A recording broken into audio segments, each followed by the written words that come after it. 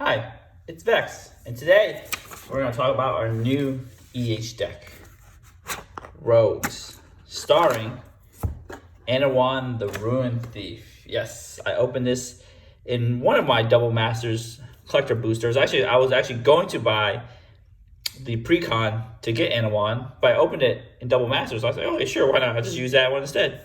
So, it's really cool. Zendikar Rising came with two Commander precons, one with Rogues and Obuun with the landfall. Of course, Obuun sucks because there's Omnath. Like, why would you want anybody else? Why would you want anybody else but Omnath? So we decided to make a rogue theme deck with Anowon. So let's see what Anowon is. She's definitely a rogue lord. So other rogues you control get +1/+1. Rogues come from the party mechanic where you're rogues, warriors, clerics, and wizards. So it's 1/4 of the party, but this dedicated rogue deck. So basically it says whenever one or more rogues you control deal combat damage to a player, that player mills a card for each 1 damage dealt to them. If the player mills at least 1 creature card this way, you draw a card. So essentially, this only triggers once per player. It's kind of like a Kiri, that deck I had earlier.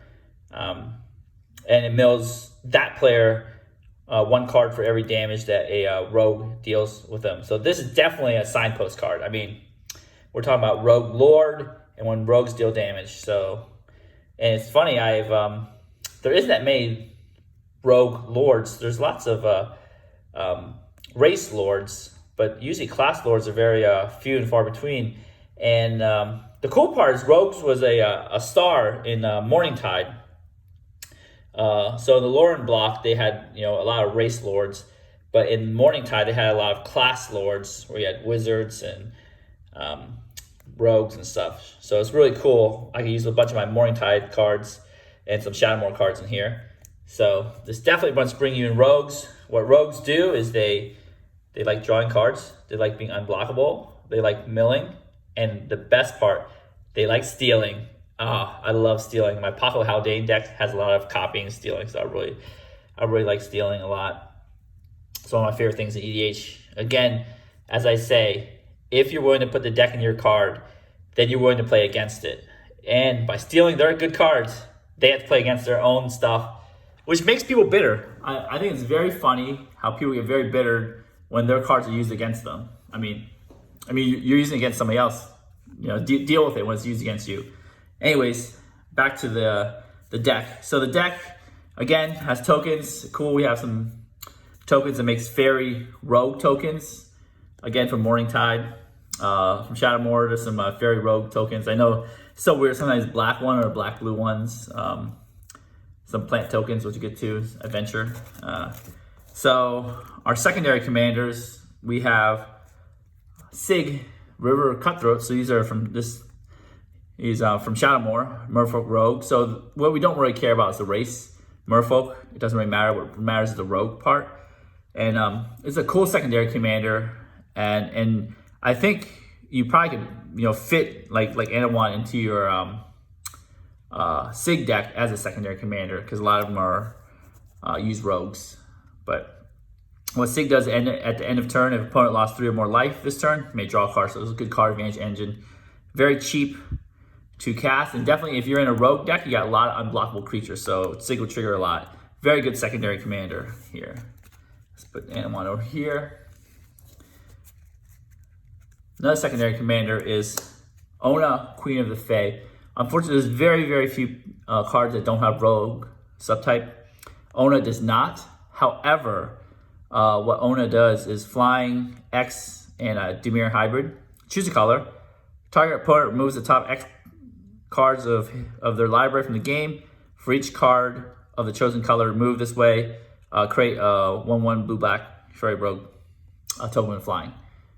Essentially, it makes rogues and it helps mill. So it does the things that rogues do. So very good tertiary commander. I like Sig better because Sig's a rogue and helps you draw a lot of cards. But Ona is still a very good card, makes rogues. Don't forget that when you make rogues, let's say Ona's on the board, you make some rogues.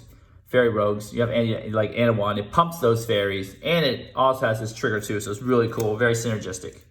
And this is the one that makes blue-black fairies. We have Bitter Blossom somewhere in the deck that makes just black fairies. I know it's very weird, but it is what it is. Speaking of lords, since there is no de facto rogue lord of an Anowon, unlike zombies in my Scarab God deck tech, Adaptive Automation is a good stand-in for a lord. It is a rogue itself and gives it +1/+1 as you choose creature type as it enters. Same for Metallic Mimic. It doesn't get +1/+1, but it gives +1/+1 counters. Good lord. This is a semi-lord. I mean, it's a lord. Onus Black card. So if you have these are old cards from Morningtide again. It's a good thing I had to go crawl through my collection, my Morningtide collection, grab all these cards to make this deck, but you know, I had the cards, so it's really cool. This is also in Jumpstart too. Some of the cards were pre-printed in Jumpstart. So what this does, each other rogue creature you control comes to play with +1/+1 counter, so it's kind of like Metallic Mimic's text. So whenever creature you control with a +1/+1 counter deals combat damage to a player discards a card. So it's kind of like a little Metallic Mimic, make them discard cards if they deal damage. We have a new Soaring Thought Thief. So it's kind of like Reverse Threshold, but I wish they had 7 instead of 8, but they say 7's too little, 8's perfect. Essentially what it does is it's kind of like a lord, but as long as the opponent has 8 or more cards in their graveyard, rogues you control get +1/+0. Remember, this doesn't say other rogues, it pumps itself. So rogues, I know sometimes it says other rogues or just rogue, so you gotta be careful on the wording. And then whenever one or more rogues you control attack, each opponent mills 2 cards. Now, this only triggers once, but does 2 cards for every opponent. So you attack one rogue, it does 2 cards for every opponent, so it's still good. Again, so you still want to be milling. Stink Drinker Bandit, so this is an interesting card. It's got Prowl. So a lot of cards have Prowl, so I'll just read Prowl once here. And Prowl is a really cool mechanic because it's a cost-reducing mechanic or a bonus mechanic. Essentially, you can cast the card for its Prowl cost if you deal combat damage to a player with the types of the card, Goblin or Rogue, but it's just Rogue that matters. So if you deal combat damage to a player with Rogue, then you cast this for its Prowl cost. So the cool part is Stink Drinker Bandit is whenever a rogue you control attacks and isn't blocked, which is a lot of time because you have a lot of rogues of unblockable and stuff like that. Gets +2/+1. So cool little lord effect here. This is not a lord, but gives you a discount. Frog Toss of Banneret gives you a little discount on goblin and rogue spells. Costs 1 less to cast there. Has a little haste. I'm not sure why we use haste, but just in case bam, hit him for that single point. Of course, Shapeshifter is a rogue, right? Changing Outcast is a rogue. It can't block or can't be blocked.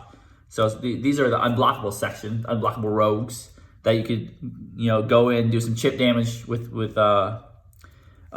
conjunction to Anowon's buff and the triggered ability. Slither Blade, it's so cool. I love Slither Blade. I got my Eureka deck. Triton's Shore Stalker, again, rogue. Ink Fathom Infiltrator, again, can't be blocked and is unblockable, so it's got that little text, does 2 damage. Invisible Stalker is a rogue, so this is cool. This is kind of mostly unblockable. I don't ever see shadow creatures on the battlefield that often, but it's a rogue, essentially, and it deals down combat damage, you loot. Tatsuko Amazua, Fugitive. So it's an interesting card. He's a rogue. It says creatures you control with power or toughness 1 or less can't be blocked, so it makes a lot of other creatures unblockable, and you have small little rogues are not that big, to be honest. It is a nombo with your commander because your commander will give it +1/+1 all rogues. So naturally, Tatsuko is unblockable, but with your commander it is blockable. So just remember that clause. It's really good when you don't have your commander out, but it's still pretty good. Meringue River Prowler. So this is the can't block or can't be blocked. So it's just a creature on the battlefield to deal damage. Cool part is you can recur him. You may cast him from a graveyard as long as you control black or green permanent. Black in this case, unless you steal a green permanent somehow. the most controversial rogue here, True Name Nemesis. Amazing in Legacy because it says protection from target, your opponent. Here, it's more fair because it has protection from one player. It's essentially unblockable to one player and almost unkillable from that one player, so you can keep attacking him or her. Ghostly Pilferer. So these are more the utility rogues, draw card rogues. Helps you draw cards when it comes untapped. You can discard to make it unblockable right here. And then it helps you get card advantage if your opponent casts cards from anywhere other than their hand. Even the command zone. So whenever an opponent casts a spell from anywhere other than their hand, draw a card. So if they cast a commander with this on the battlefield, draw that card. Brazen Borrower. I mean, come on, Brazen Borrower is amazing. And it's also a rogue. This is the newest rogue that came in the Commander Precon. So there's 3 new cards in Commander Precon. The Commander, this card, and the equipment, which I'll show in a bit too. It's cool. It's hard to print Prowl cards because, as I remember back in the day, I was playing during that time. It wasn't that popular.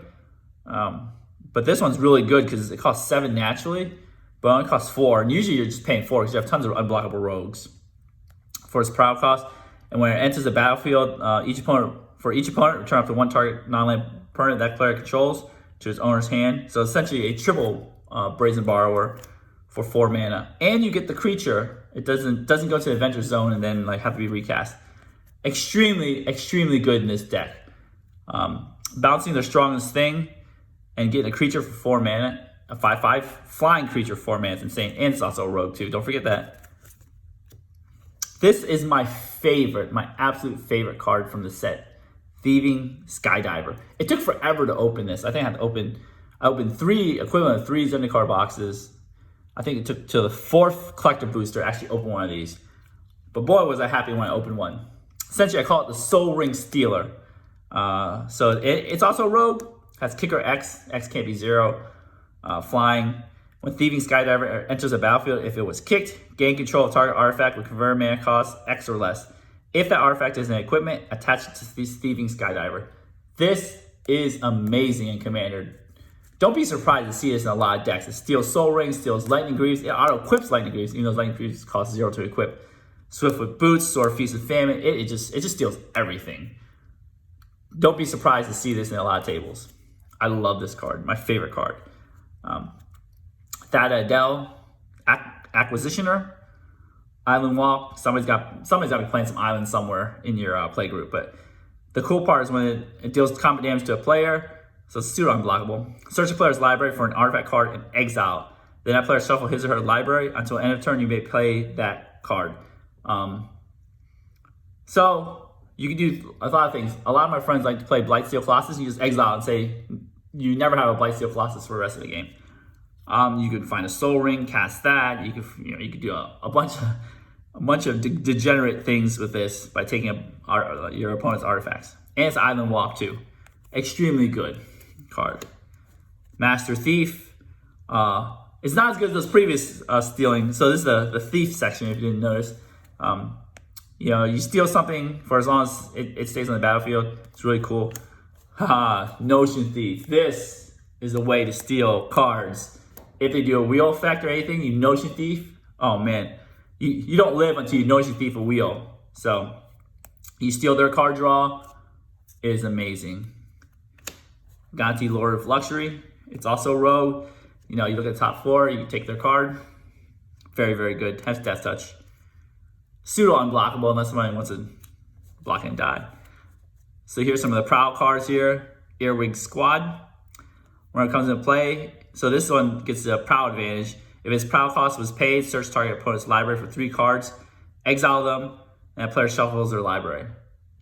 So essentially, same thing. If you don't want to see a Blightsteel or you just take people's win conditions right out from under them, board wipes, anything that you don't want them to play, you take it, steal it. Agent Treachery, steal things. Just straight up steal any permanent, even land. And the cool part is, this part doesn't come up very often, but can come up with Rogues decks since you're stealing a lot of things. Well, I'm moving off center here. Sorry about that.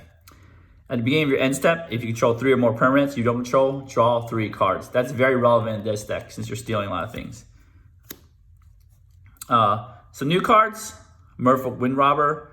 It's just a basic 1-drop. In this deck, we have a lot of low drops, so just we want to play like low to the ground, unblockable, start milling, get our engine going, get Anowon going to draw lots of cards, play more little creatures, draw more cards, mill them some more. It's all about this engine that we're trying to build up to. And when it deals combat damage to a player, so what this card is, when it deals combat to a player, that player mills a card. It's not for every damage, it's just for when it just deals damage in general. And then you sacrifice it, draw a card.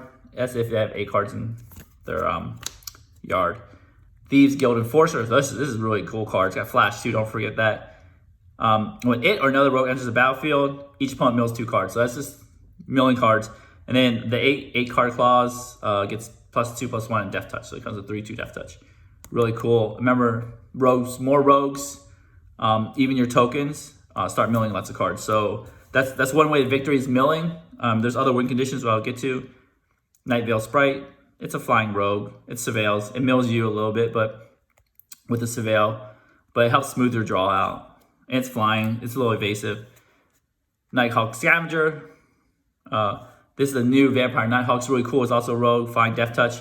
Again, you're milling a lot, so you want to give him more the reverse Termagant effect.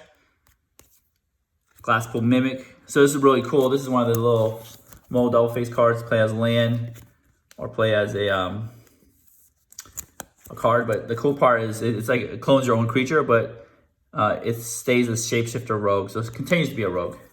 So if you steal somebody's Blightsteel or something, you can make another Blightsteel. Latchkey Fairy, simple prowl rogue. If prowl cost is play, draw a card. So Rankle's a rogue. Can make you discard, sack creatures, draw a card. These are rogue-esque tribal enchantment fairy, but really it makes black fairy rogues. Continuous string of rogues. So we have a lot of flying cards, a lot of unblockable cards, a lot of evasive cards, so you're getting a lot of damage. Notorious Throng, again another prowl card. You said you want to pay the prowl cost. I wouldn't pay the regular cost because it makes X 1/1 fairy rogue creature tokens, where X is damage dealt to your opponents this turn. You're going to deal, again, more unblockable creatures, more damage. Separate if this prowl cost is paid, take an extra turn. So you definitely want to save that prowl cost. This is the card. Oh man, this spiked a lot. I wish I did this deck tech earlier, but Knowledge Exploitation. Costs 7 normally, which is ridiculous, but if you can prowl, which is very easy to do in this deck again. Search target opponent's library for an instant sorcery. You may pay a card without paying its mana cost, and that player shuffle his or her library. So you essentially play somebody's, maybe Time Stretch, Expropriate, whatever. Just take it, play it, make them suffer. Again, if you're milling a lot, this is what you want to do. You want to reanimate. You want to steal their creatures. Very cheap reanimation spell. So these are a bunch of reanimation spells. Again, Agadeem's Awake. I know this only reanimates your stuff, but you might mill your stuff a little bit. But we're playing it mostly because it's flexible. It's got a land side, Agadeem the Undercrypt, and then Agadeem Awakening. So it's a very flexible card, so that's why we're playing it. Command the Dread Horde. This is for you to just take a bunch of cards. Just take them all, play them all. Don't kill yourself with the life loss. Command the Dread Horde is great. This is one of the win conditions here. I mean, the win, like the rogue and damage, doing damage, unblockable damage, and milling is also a win condition with this. This is what you want to do. You want to just cast Rise of the Dark Realms, mill them a bunch, steal all their creatures, and make them yours. So essentially, another way to win is steal their stuff and then kill them with their own stuff. There's a new precon card, the third new one, Whisper Steel Dagger.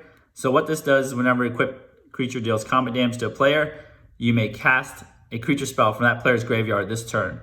You may spend mana as though it was mana of any color to cast a spell. Again, you're reanimating their stuff, you're stealing their stuff.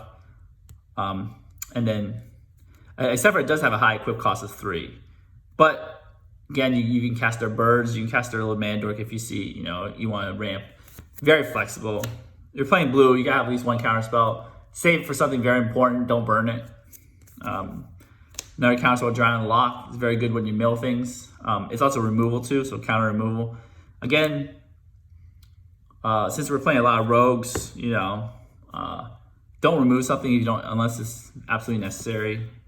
Psychotic Rift, well, everybody knows what that card does. This is a cool new card right here. I mean, it's almost an auto-include in any black EDH deck that does not have enchantment removal.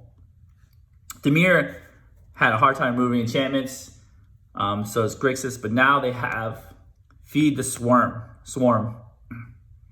And what it does is destroy target creature or enchantment and opponent controls. You lose life equal to that permanent's converted mana cost. The life loss doesn't matter. This is black targeted enchantment removal, and it doubles as creature removal if you don't have enchantment to hit. Excellent. It's a staple. I'm just gonna say it's a black staple now. Murderous Rider, more removal. It's not a rogue, but I just love this card. It's so flexible. You get a little extra body for your removal spell. It's very good. Some other removal spells: Toxic Deluge, Damnation. Again, you got a low mana cost, play a lot of rogues. You can cast Toxic Deluge and play your rogues back in there. Or you might be able to Toxic Deluge, you know, with Anowon on board, small enough so you don't kill all your rogues. Damnation, this is just in case. Like I don't want to destroy my own things, but just in case it gets too degenerate, gotta have Damnation. It's really cheap. This is the card. It costs a lot of mana, 7. Kindred Dominance. Oh my god. This thing is amazing. You choose Rogue, destroy everything that's not a Rogue. Bam. Demonic Tutor, Black Staple, good card. Expedition Map, we're playing a bunch of utility lands. We want to get to them, especially Cabal Coffers and Orboard combo, so Expedition Map. We have some card draw here, Brainstorm. No, it's just still good card draw. I love playing Brainstorm on blue decks. Massive Memory. We're dealing a lot of damage to opponents, a lot of unblockable creatures. So whenever a equipped creature deals combat damage to a player, you may draw 2 cards. If you do, discard a card. So good card, draw cards. Reconnaissance Mission, again, deal damage to a player, draw a card. This is one of our kill conditions here. Blood Chief's Ascension. So let me read it real quick. At the beginning of each end step, if an opponent lost 2 or more life this turn, you may put a quest counter on Blood Chief's Ascension. So if they do a shock land in their turn, they lose 2 life, bam, you put a counter on. So whenever a card is put into an opponent's graveyard from anywhere, Blood Chief Ascension has 3 or more quest counters on it, you may have that player lose 2 life. If you do, gain 2 life. So it's every card. So if you mill cards with Anowon, for every card milled, 2 life, lose 2 life, gain 2 life. Amazing card. Cover of Darkness, you know, it gives your rogues fear. For the non-unblockable ones to make them really unblockable, unless they're playing black or artifact creatures. Lightning Greaves, of course, you gotta protect your commander. Here's some ramp, you know, the Soul Ring, Arcane Signet, Demir Signet, Talisman of Dominance, Wayfarer's Bauble. I mean, because you're not playing green, you gotta search somehow. Sword of the Animus, good ramp in non-green decks. Dowsing Dagger. So this is where the plant tokens come from. When it enters the battlefield, create 2 0/2 plant tokens. Equipped creature gets +2/+1. So when it deals combat damage to a player, when a equipped creature deals combat damage to a player, transform Dowsing Dagger. And what it transforms into is Lotus Veil. So it's kind of like a Lost Veil, not Lotus Veil. Kind of like a Lotus Veil when it transforms. So it's a pretty neat ramp. I mean, your creature's unblockable, take advantage of that. Here's some of the land package here.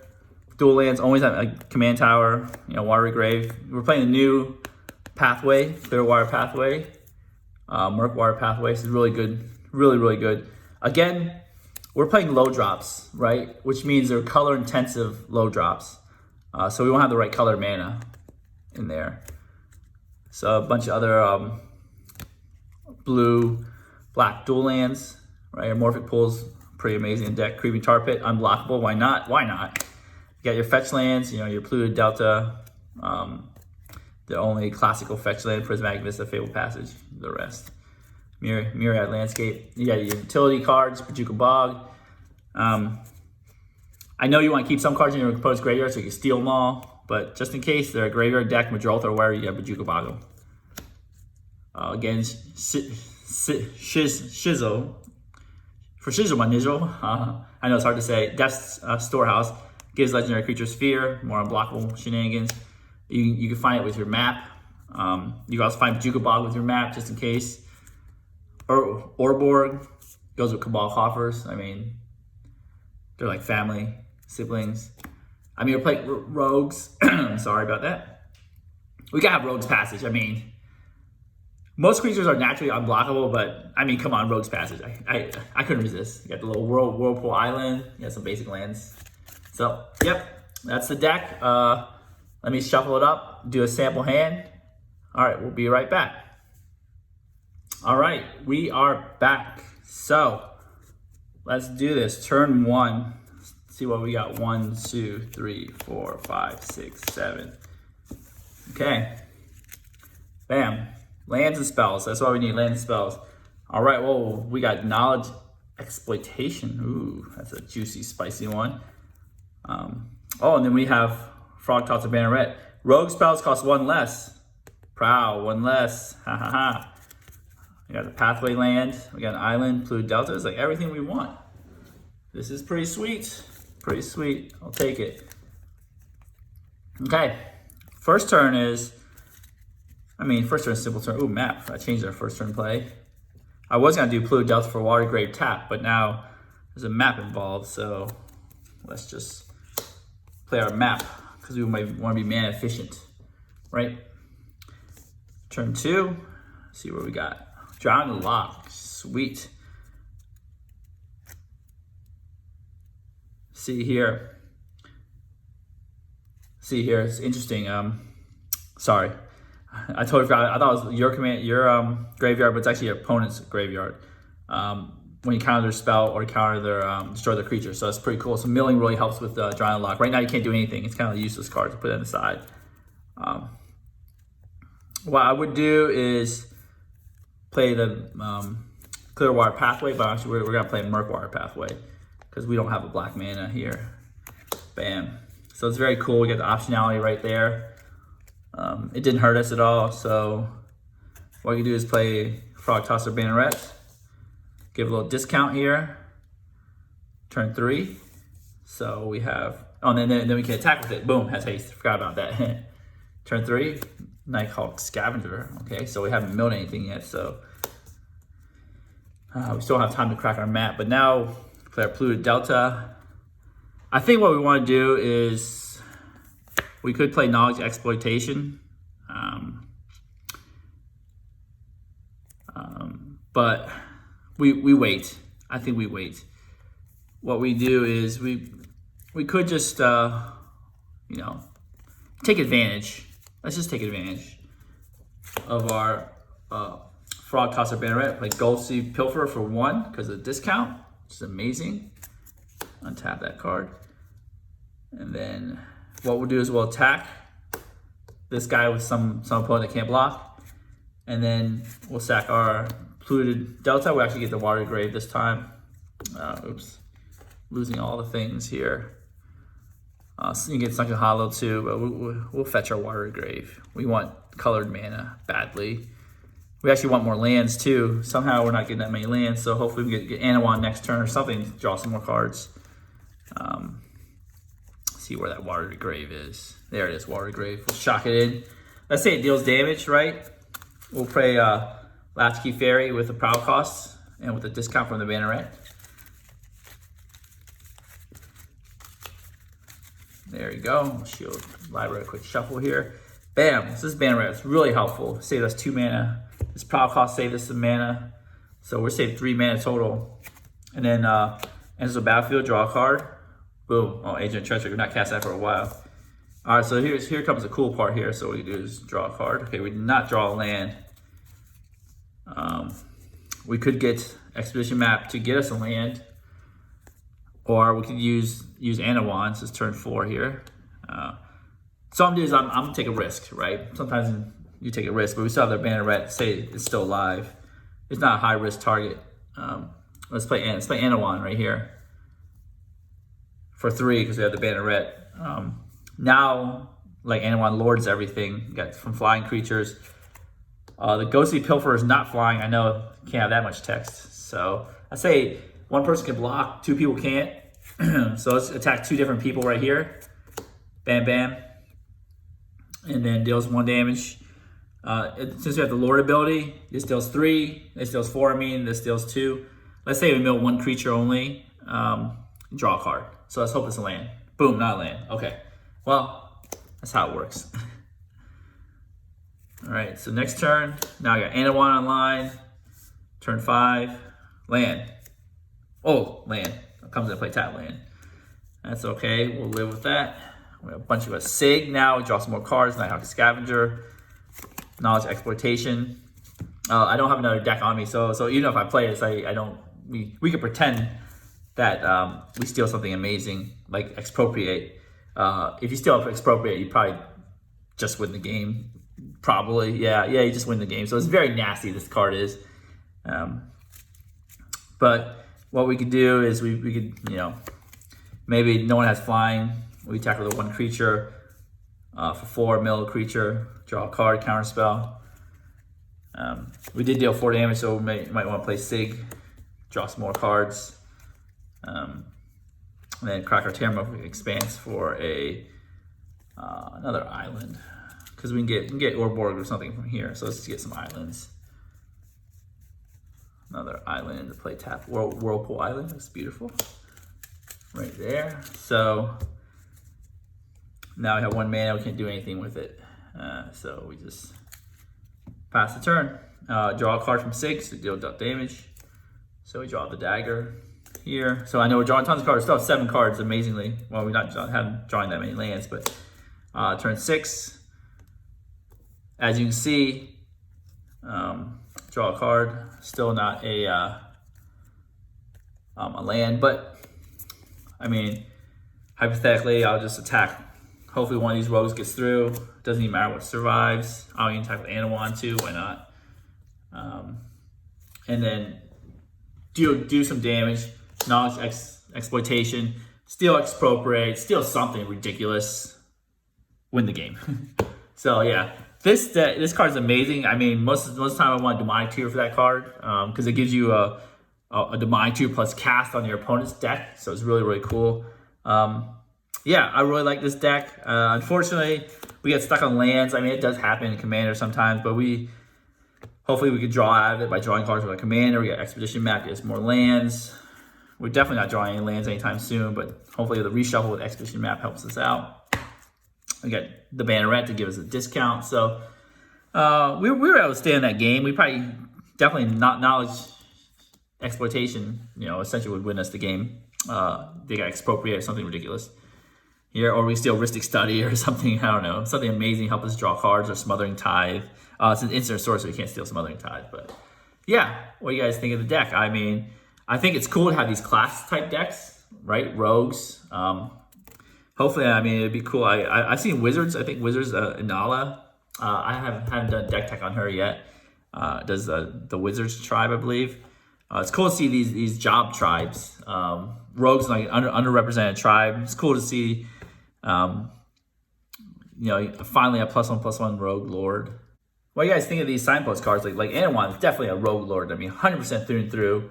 It's not just like all rogues get +1/+1, it's all rogues get +1/+1 plus extra rogue thing. They always have 2 lines of text now, these new commanders. I really like these new commanders. I feel like these new commanders are amazing because they just give an underrepresented class some more oomph, and you know, you now can build a deck with them.